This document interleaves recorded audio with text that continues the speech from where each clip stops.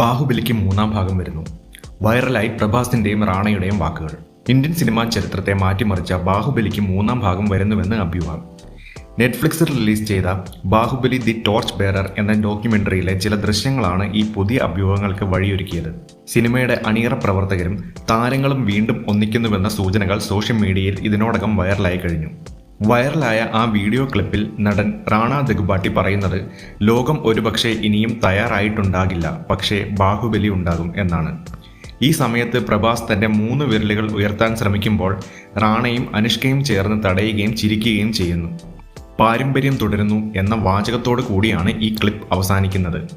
ഇത് ബാഹുബലി 3 ഉടൻ ഉണ്ടാകുമെന്നതിന്റെ ശക്തമായ സൂചനയായിട്ടാണ് ആരാധകർ വിലയിരുത്തുന്നത്.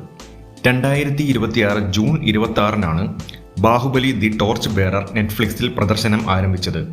4 എപ്പിസോഡുകളുള്ള ഈ ഡോക്യുമെന്ററി ബാഹുബലി സിനിമകളുടെ നിർമ്മാണത്തെക്കുറിച്ചും അത് ഇന്ത്യൻ സിനിമയിൽ ഉണ്ടാക്കിയ വലിയ സ്വാധീനത്തെക്കുറിച്ചുമാണ് പ്രതിപാദിക്കുന്നത്.